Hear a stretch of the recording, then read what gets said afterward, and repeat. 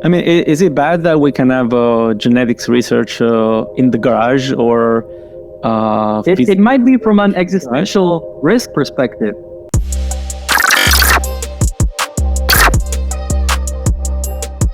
So this whole thing just started by me DMing Tannr, hey, let's start a podcast together. And now there's a lot of people that are having a lot of fun. So I'll give a quick bio. I got into blockchain with Gnosis, later on worked with Certic and Trilobits, intellectually co-founded Aki Blockchain Security. I've been building a Foundry competitor and Slither competitor and Echidna competitor called Woke, and a lot of other tools that we just merged into one. So I have a million tools when you can have one. And I currently teach at Rare Skills, and that's pretty much it. Hey everyone, Fed here. I didn't get my coffee, so I'll have a slow start today. Also, I got some theanine. I'll talk about that later, maybe. It's a kind of like a relaxer kind of thing, and helps focus and be more in place. But yeah, I'm a software engineer. I work for the past 2 years at Gauntlet. Before that, I co-founded a blockchain healthcare startup. Before that, I've done a ton of different startups in New York, and I work in many different spaces. Right now, I'm focusing on AI, but natively, I'm a data engineer and a crypto engineer. Tannr, by the way, we never met, so you want to go next? Sure. Also, big fan of Gauntlet, by the way. Just say that. Yeah, so I guess I got into blockchain a while ago when I sort of fell into this paranoia-driven obsession when I heard that Dropbox didn't encrypt their files at rest. So I spent the next few months sort of working on decentralized privacy-preserving file storage network just so I could learn. And that inevitably led me to blockchain because to make it different from a torrent system, you need sort of an incentive layer to it, right? And so that's when I was first introduced to blockchain. It's a decentralized coordination technology. And from there, I worked in just normal distributed systems for a little bit, languages and formal methods. And then I joined a different L1 nervous network for a couple of years. And then I moved to Maker on the smart contracts team to do formal verification research. And I've pretty much been working on educational initiatives and sort of new approaches to smart contract development, we'll say, since. Saša, you want to go next?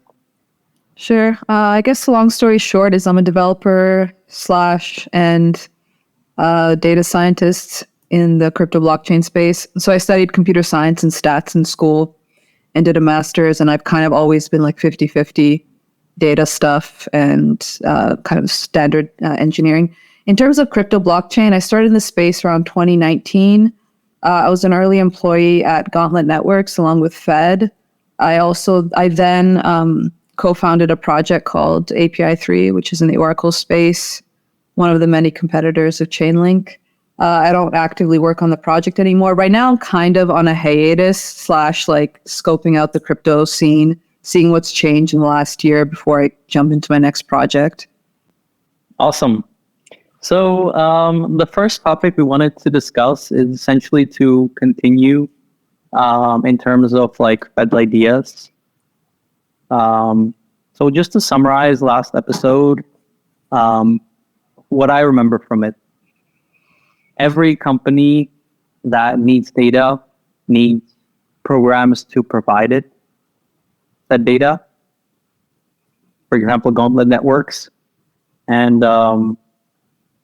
Fed is trying to come up with a solution for that. Mm-hmm. Is that a good 40 character?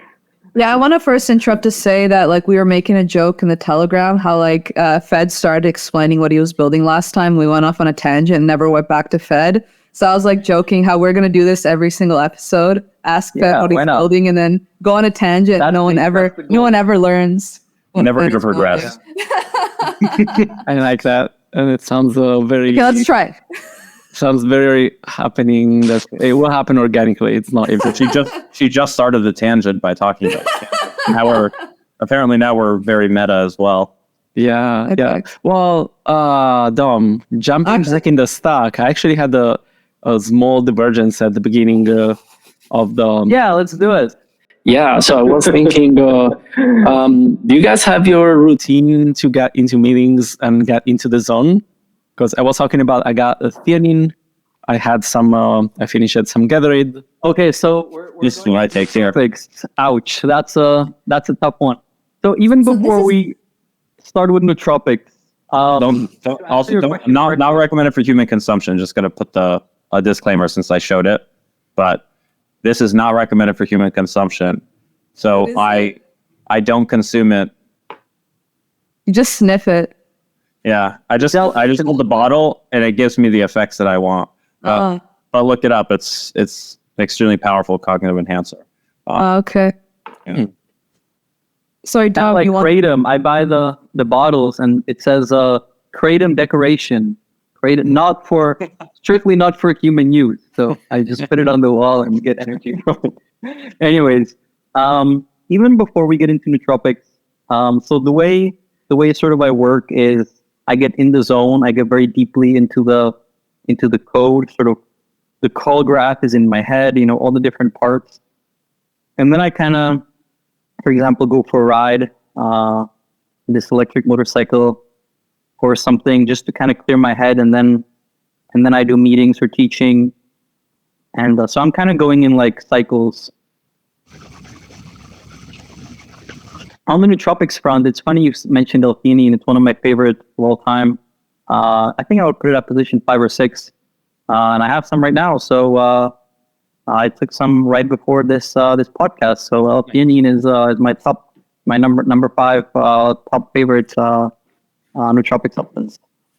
Yeah, I'm like really into nootropics or you could synonymically call it biohacking.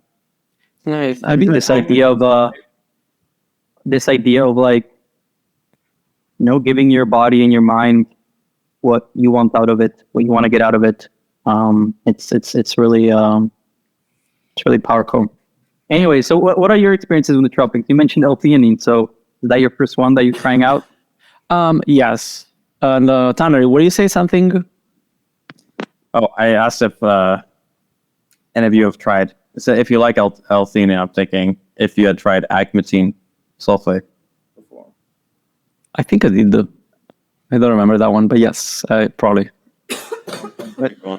I think he went into more rabbit hole of Huberman Lab.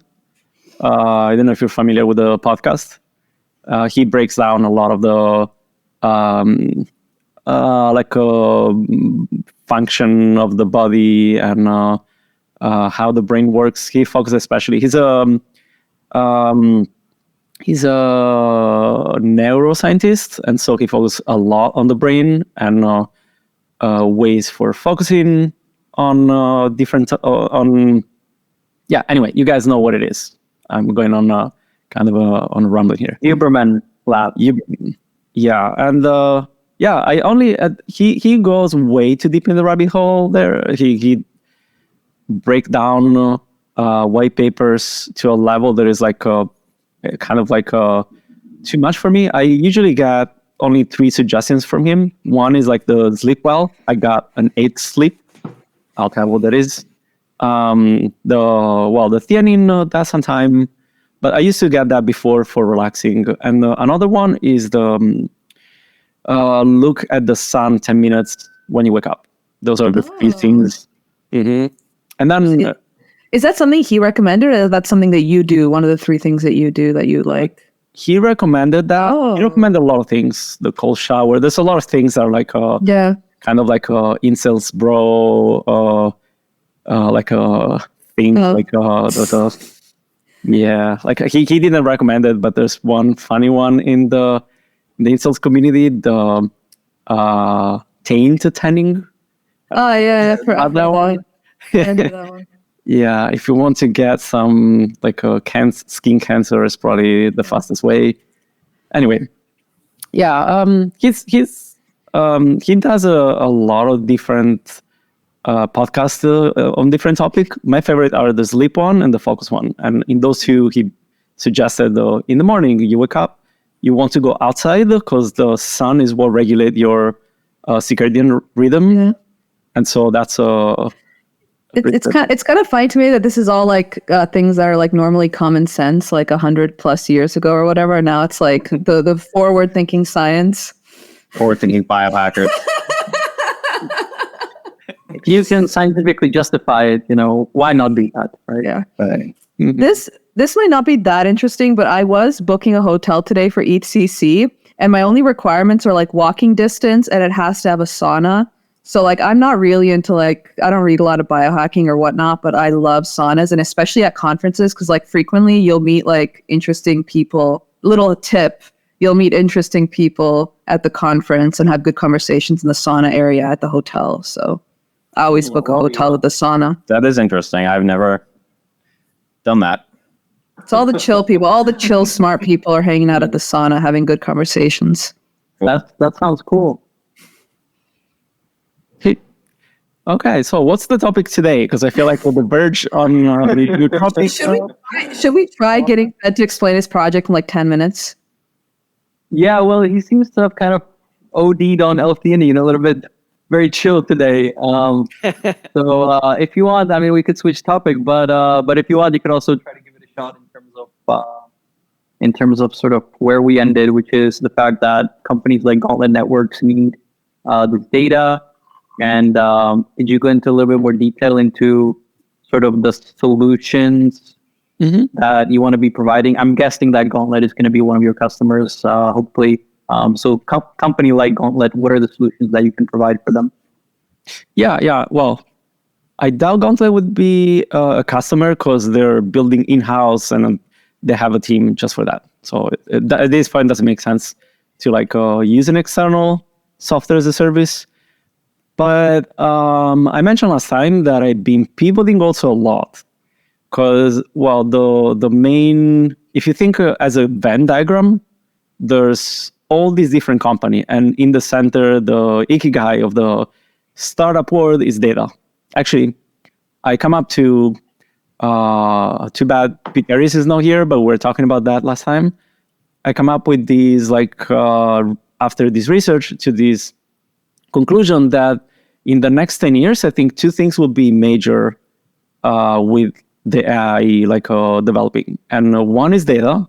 The other one is community. Like solo entrepreneur can build a company and grow a company like quickly now with AI. And then everyone can build anything at this point, like super quickly. And it will accelerate, to be fair, actually. So it will be we'll have more companies like coming up quickly and just building from 0 to 100.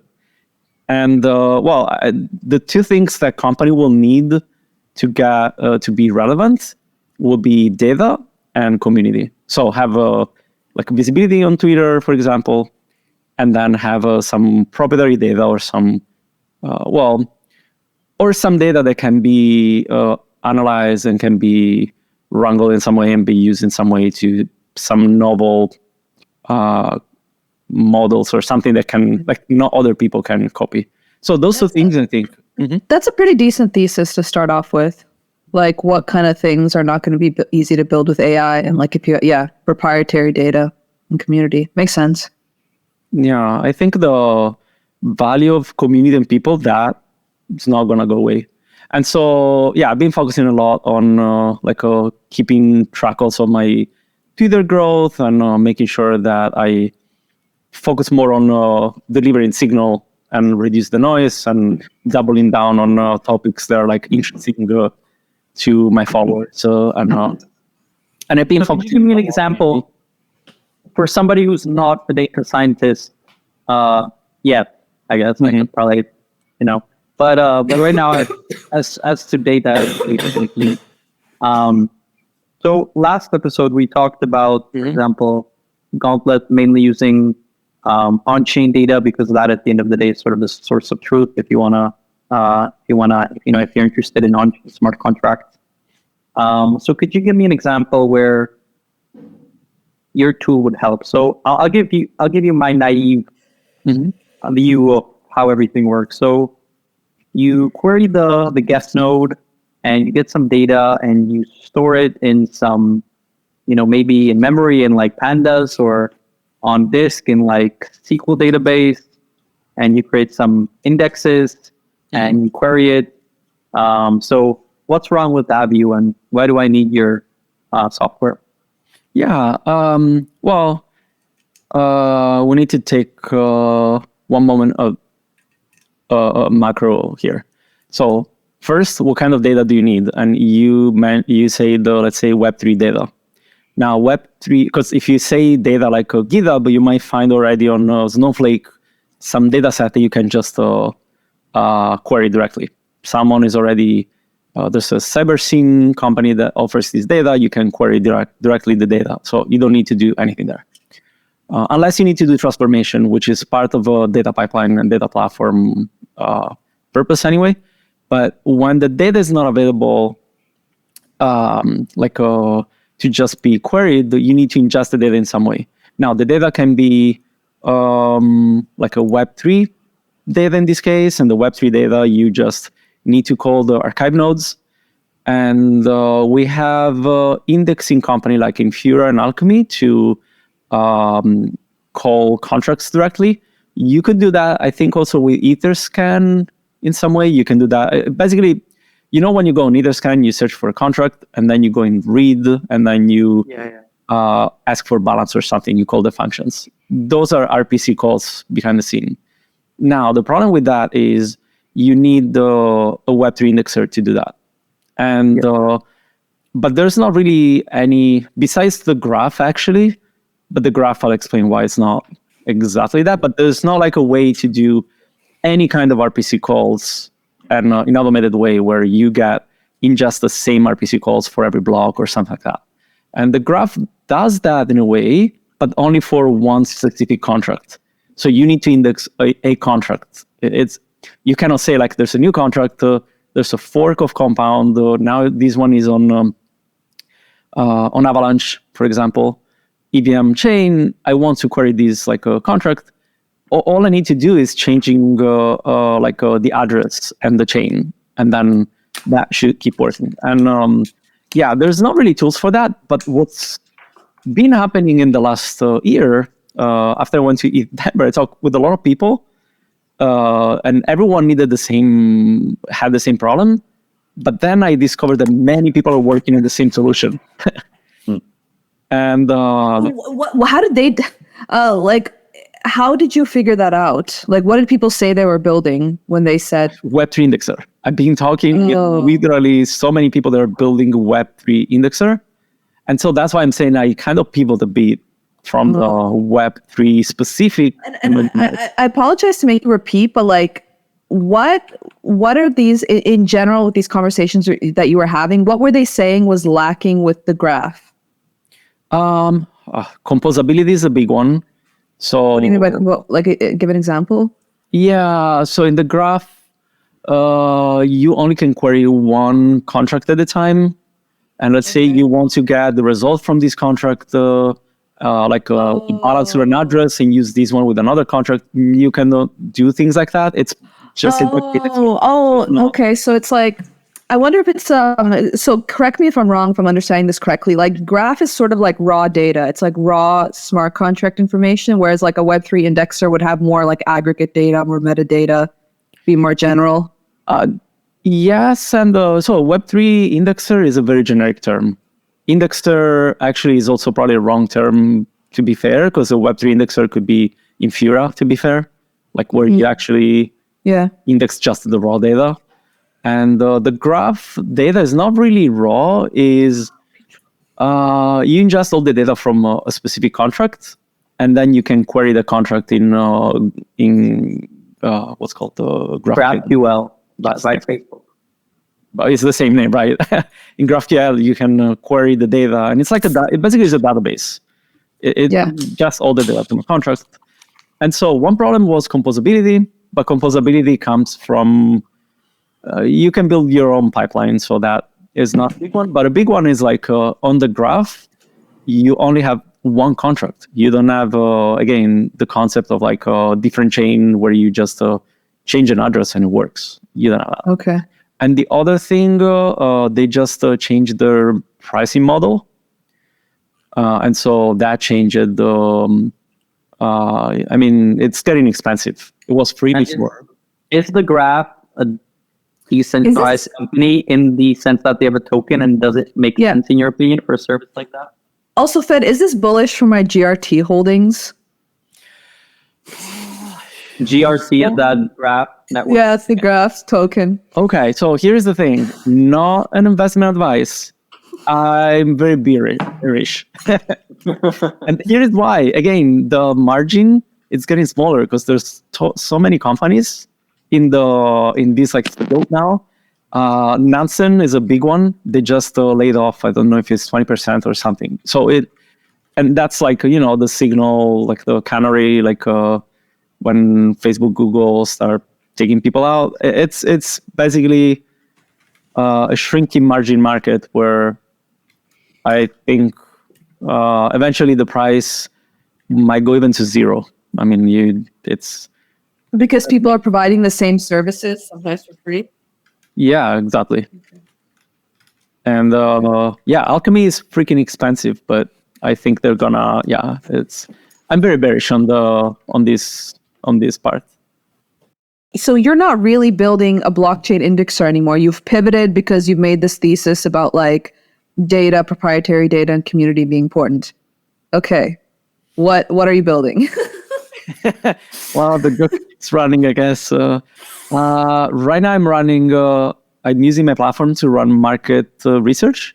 So I'm getting data from GitHub. I'm getting data from Y Combinator, subreddits, and I forget which other one. And basically, I'm analyzing emerging market, and I'm trying to see which would be the next smallest market, fast growing. Because AI is a giant, fast growing, but it's gigantic. So I'm trying to figure out subculture, sub markets, and see if there's anything that is like interesting untapped that might be the next thing in the next 3 years. Oh, okay, so it's not like it's not crypto that you're looking at, because I know people that do this for like shitcoins specifically, like try to but this is like just general text. Yeah, so I'm dog feeding my platform. Basically, I'm using my platform to research what my platform should be working on. Oh, okay, that's interesting. So are you just trying to figure out, because you're gonna have to, correct me if I'm wrong, you're gonna have to come up with like custom solutions and custom schemas for like the different types of data you're ingesting, right? Custom solution, yeah. Custom schema, no, because it's generic even that. Okay. I'm trying to do everything as generic as possible so that can be adapted to anything. And the cool thing, I'll leave this hint here that it's the cool part.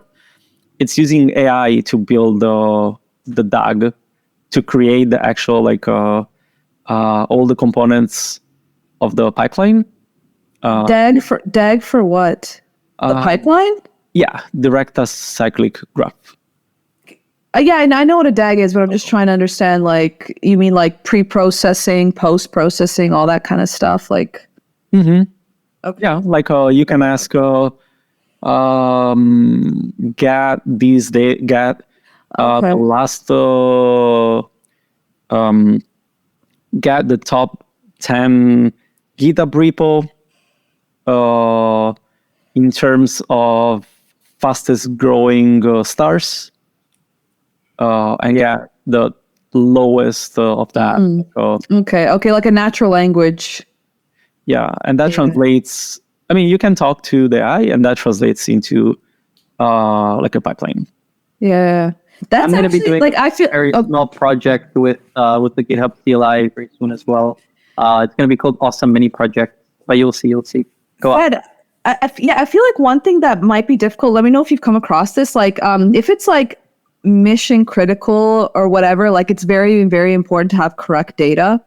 Like you might run into a situation where, because of the statistical nature of the AI, it produces wrong data. So is there like a check, or I don't know? Right now I do a lot of manual work But yeah, the hallucination are pretty solid in, especially Web3.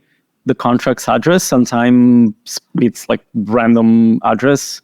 It tells you this is sushi and it's something else. So especially for the more novel one, more like a exotic like contract, it's not in the right thing. And yeah, for a lot of the question, you have to check what it says, what it does. I need to guys. at some point. Anyway, happy to. I wanna. Yeah, thank you, Fed. Thank you, Fed. Hope it's a little bit more clear. I want to ask a really interesting question that I've been thinking about. So, I watch a lot of these podcasts like Moments of Zen and All In, and there seems to be a distinction between two very, very polar views. So the first polar view that most people seem to take is let's call it the cynical individualist view. And it says the following: Sam Altman is licking the ass of the Congress because he wants the regulation in favor of him. He wants to crush all open source. He wants to keep this licensed by the government or whatever.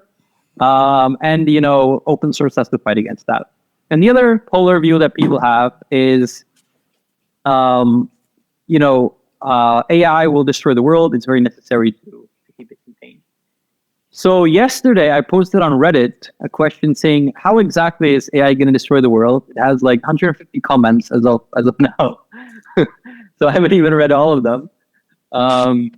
But even in that little Reddit post, there's a lot of polarization. Some people are saying absolutely no way. Some people are saying you are freaking stupid for not being creative enough to find a way that AI would destroy the world. So where do you guys stand? Are you on do you subscribe to one of these extremes? And if not, how does it get nuanced? And maybe we can start with Tannr now, because we didn't give a shot. Is he there? Oh, yeah, of course he's there, man. Of course. Resume. Yeah, Tannr, what do you think? Can AI destroy the world? Should we regulate it, or should we keep it open source? God. Easy question. That. I know that we can, a crypto cafe is a place to speak freely, but so I hate to do this, but I'm actually going to decline to answer that question. Okay. He just want the future AI to crush him. I'm going to decline to explain why I'm not going to answer that question as well. No, that's absolutely fine. Feder, Saša, do you want to go next? And if not, then I'll go. I don't know if I want to fully answer that question because I feel like I haven't fully processed my thoughts on it either. But I do want to say one thing, like one hot take on the issue is like when I actually had like a VC that I'm friends with who was like immediately shifted from like shilling crypto to shilling AI and how great it is. And I asked him like, are you like concerned about anything? Are you like fully bullish? Is there anything you're concerned about? He's like, and he responded with like an answer I was really disappointed with because I think he's a smart guy otherwise. But he's like, oh, you think like robots are going to take over the world? And it's like, it's assuming that anyone that's concerned about AI thinks it's going to be giant robots trying to like take over the world. It's like there's other more nuanced things. And for me, immediately, I'm more concerned about like the cognitive effects of like, kids not writing essays anymore, people not reading things and getting it summarized. It's like the effects on people's brains, just the way social media, did anyone predict social media was going to have the effect it has on a society, or dating apps, like the kind of exponential cumulative effects that it has on people's interactions? That's what I'm concerned about. Like, I think like I love it as a tool, but I feel like I've loved using it as a tool for little things. Like I use it kind of like a thesaurus. I don't get it to write things for me, but I'm like, this is the feeling that I want to get across. Like, and then I kind of play around with it. Like I don't let it do everything for me. I kind of use it as a tool, like a thesaurus. So I obviously use it as a computer programmer. So I'm just kind of concerned about just because we can't predict these things. Like I said, we couldn't predict the effects social media would have on people's psyches. Well, we won't predict what kind of effect AI will have on people's psyches and cognitive function. Okay, now I have to give my opinion real quick. Go on. Because you remind me of some things I was talking about with some people recently. I do think there are some areas where it poses a pretty big challenge. And the cognitive one is definitely one of those areas, because already even physical notebooks or the search engine, right? I don't need to store as much information myself, because I have access to a search engine that can do it for me. And I do think this is conjecture, but I do think there's evidence that people's memory is declining because we offload some of those tasks to external systems that we use for sort of cognitive supplementation. So with search engines and things like that, it's memory. With AI like we have today that can, in many cases, successfully articulate our points, what skill is that supplanting? It's not memory. It's something a lot more complex, right? So I do think there's valid reason for that. The other place is education. It makes it very hard for especially remote education. How do you differentiate between code written by, if you're, say someone's making a coding assignment, code written by the AI or in part some AI service versus something written purely by the person? And obviously that raises the question of, well, if the AI services are available to everybody, if they're available to everybody, or maybe even if they're not, but if people can use them to create actually good output, is it a problem? Right? Because beforehand, we thought that using search engines or calculators was cheating. But now in many sort of remote assignments, you're allowed to Google all that you want, as long as you're not Googling for the exact answer, right? In a school or things like that. You're allowed to use calculators, even though that was cheating, is using AI. Yeah, so maybe let me comment on that. So I'm a little bit more conservative, traditional. I think I went a little bit deeper on this point in episode 0 of this podcast. So everybody feel free to watch. The TLDR is, I don't think that you should be allowed to use a calculator in every single maths examination and every single all other examination. But again, I went into more detail in episode 0. Where did you go to school, by the way? Where did you go to school? What do you mean, Oxford? No, like high school. What did you do? Like, did you do IB or something? Yeah, I did the IB, yeah. Yeah, I did too. I'm wondering because like I'm also like I had a horrible high school experience because I was studying all the time, and now I feel like everyone should. Yeah, no, the IB is struggle. The IB is a mess. I did the IB, and then I spent several years teaching the IB, and I came to the conclusion that the IB is a mess, and so I wanted to reform it with an education system or framework for the 21st century, which I called Solvio, and I actually presented this at length in episode 0. So okay, I'll have to watch that episode. But to get back to 2 more points. So the first one is in terms of memory and stuff like that. On that note, I'm much more optimistic. I think you guys are right. Some degree, we have less memory now. We have obviously less arithmetic capabilities. But I think nobody would deny that net value is supremely positive. But let's really, really focus our attention on existential risk. Fed, is the existential risk worth the fact that we get rid of freedom of speech and freedom to publish code and models, and we restrict the license? Is it really that dangerous? Can you explain what the trade-off is? Like, I apologize, I haven't been following the news. Yeah, so the idea is either you allow anybody to train any language model. There's really 3 alternatives. So this is the first one. The second one is where everybody who does, uses this technology, trains these models, has to apply for a license. And then the third one is kind of the approach that the European Union took, similar approach to GDPR, which is we're going to set these laws, but you kind of self-regulate yourself. Not self-regulate, but self-apply these laws. So you don't have to apply for a license. And only if we find that, if we prosecute you that you violated these laws, it's sort of ex post, right? So for example, I listen to a lot of the All In podcast, right? And there they always say that the alternative is you have to apply for a license. Well, that's not really true. That's not how GDPR works. you don't apply. Every single company in the European Union is not applying for GDPR license. There's laws that you have to follow, and if you don't ex post, then you get punished. I'm not saying GDPR is good. I'm definitely not saying the EU AI Act is good. I'm just saying this is how laws are usually written. Not that you have to apply for licenses to do this, but they're usually ex post, right? But to answer your question directly, Sasha, the first alternative is anybody can train models, anybody can publish them. Second one, you have to apply for license, or third one, we enact laws and you have to follow them. Okay, so those are the three alternatives right now. Before I kind of give my opinion, my main question here is what prevents people in private developing very advanced models? This kind of goes back to a lot of like historical things like developing nuclear bombs and stuff. Like what prevents, if this is a powerful weapon, what prevents people developing it privately, regardless of what the law is?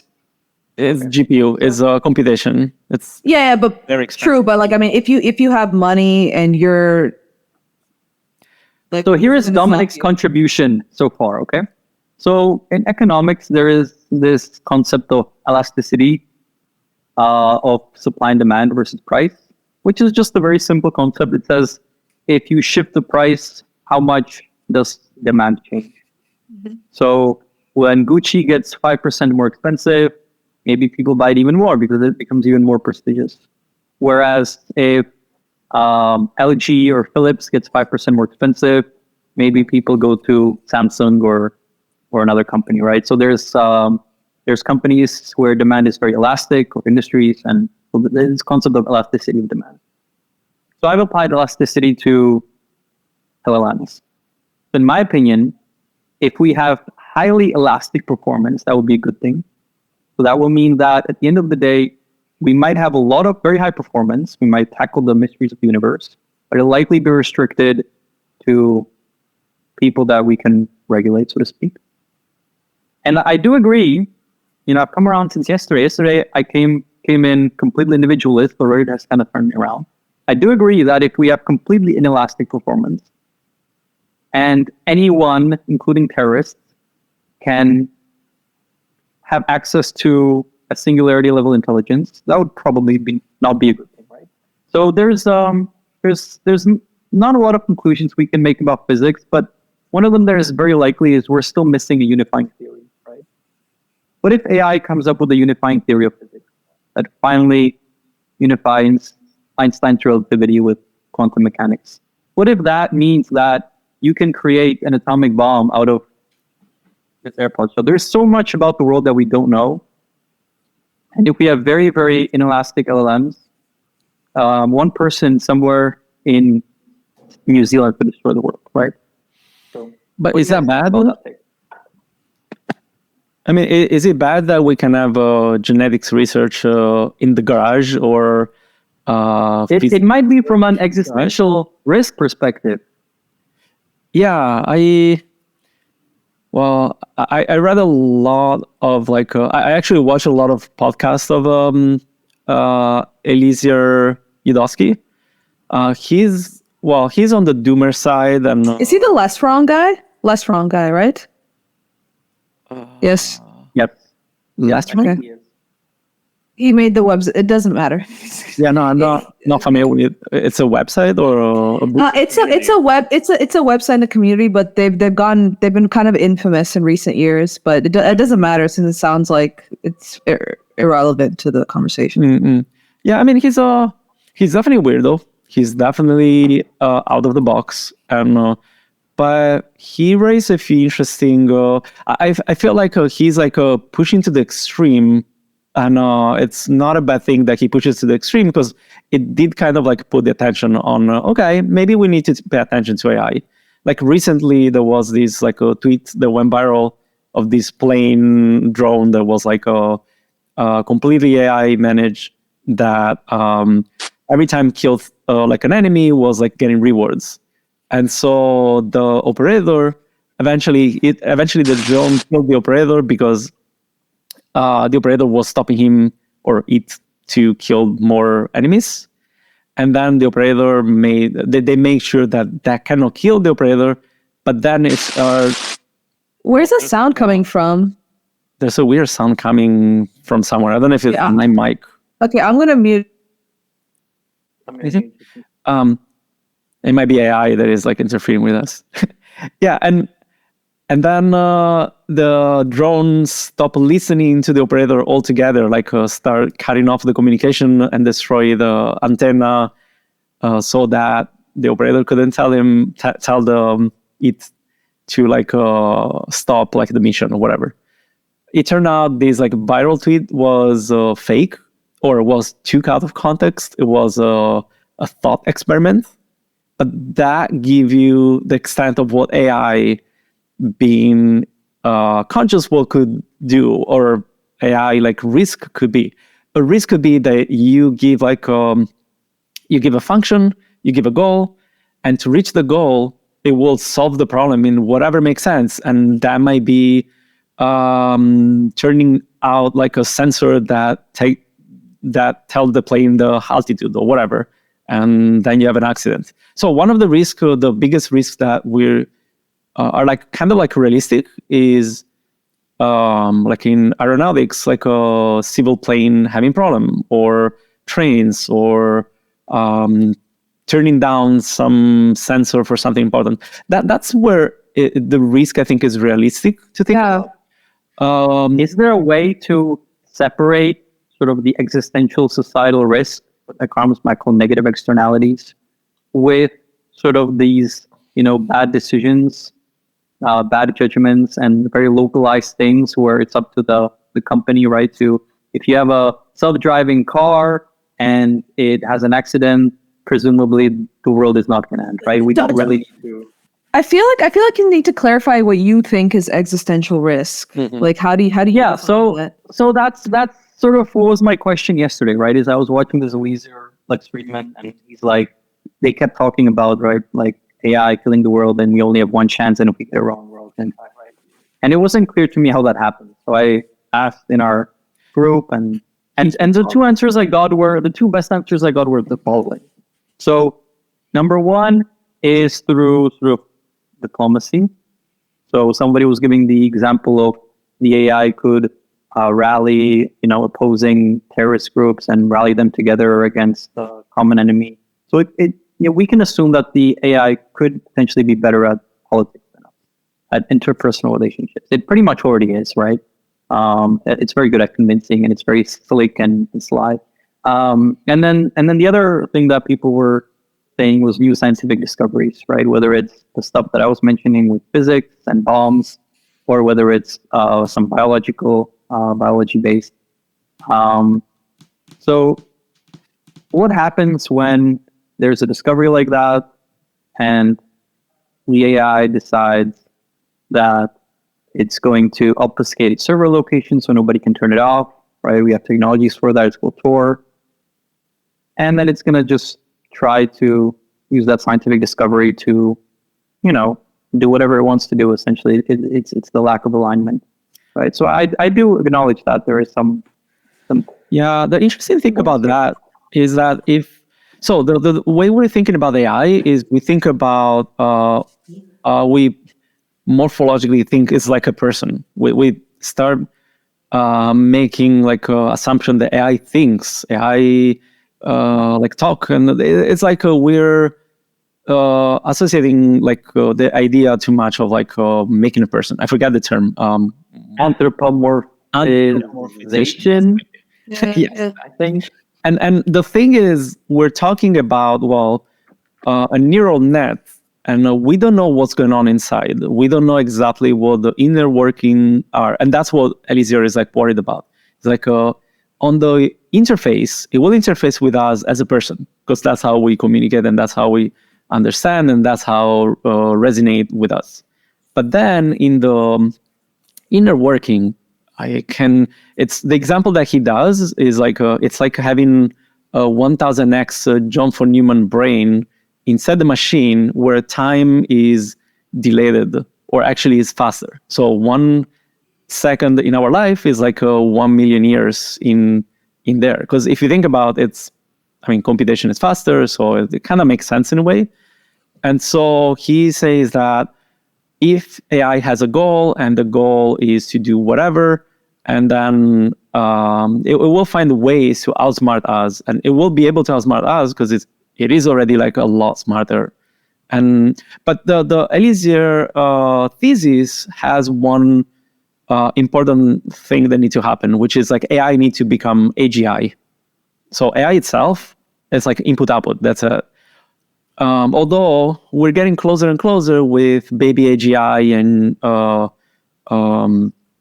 with all the auto GPT. I don't know if you explore those things. Basically, are ChatGPT or kind of like GPT LLMs that you ask a task, and then the task will be, okay, generate a list of tasks to solve this, and then keeps feeding back and go in an infinite loop, which is kind of like how the brain works. Maybe in some way, is like, I need to do a thing. Okay, I've done this. Now I solved it. No, okay, I'll need to do these other things. That AI could act like a kind of an alien in a beautiful form that we like, that does all the things that we like, but then it's like we might be like an ant on the path. It's not even that it hates us or loves us or whatever. We're just like a step in solving the problem. And so a few risk, like existential risk as a like actual extinction kind of thing. In the Bankless podcast, he go batshit crazy, and he says that AI could do, like from biolabs, could create some agents that kill us all. And if you think about who is not to tell us that the Wuhan pandemic was an AI generated? I mean, it's a crazy thinking. I'm going extreme. I'm not definitely. I like it. I like it. But if you think about what's the purpose of like doing something like that, if you have intelligence and you have information about that, the market will crash. So you can make money. You can use the money to buy more GPU, and you can use that for solve your problem. And so if you think about it, it makes sense in a way. Sort of for me to think about it. So, there's this concept of scientific progress, and the TLDR is that usually scientific progress on some like attack defense front is like more attack focused, right? It's much easier to launch a nuclear weapon than it is to defend against one. It's probably easier to develop an offensive biological agent than to find a cure to one, stuff like that. So far we've been pretty lucky, right? That we've had a conscious scientific community, right? We've had some synchrony, right? We haven't gone extinct yet, by definition. And so when we put together this extreme rapid scientific progress with the instability of large language models, how unpredictable they are, and possible AGI that is based on the same architecture, then that might not be a good outcome. Anyways, that's like the summary from for me. We should wrap it up right now. You guys, I'll leave you some space to say sort of your thought models, and we didn't even get to what Tannr was building. But anyways, if you guys have anything to say, then there's some interesting thing that I think could be good to bring for the next podcast as well. The news in AI every week are like there's so many that is like overwhelming to be behind them. But there's like I think we have a top 3 for news, and so could be interesting to bring up those news. And I have a list here for the one from this week. There's one that I think it's incredible, that it's one of those Steve Jobs moments, like presenting the iPod. Jensen Huang, the CEO of NVIDIA, presented their new plans and their new the biggest one are the GH200, which is like a cloud computing for training the AI. I forgot how it can do trillion of like operation, and it's like for training LLMs. And the amazing thing about that is GPU are becoming harder to get now with the demand, between ASICs for crypto and now with training LLMs. And so they're building specifically for big company this GPU. And then the other crazy thing that they presented, what was so that? Okay, let's leave that for next time. And also next time, let's give a whole segment. Let's start off that way with Tannr presenting this project. We didn't really get to that. Cool. Thanks, guys. See you in 2 weeks. Have a nice rest of your weekend, guys. You too. Bye. Bye.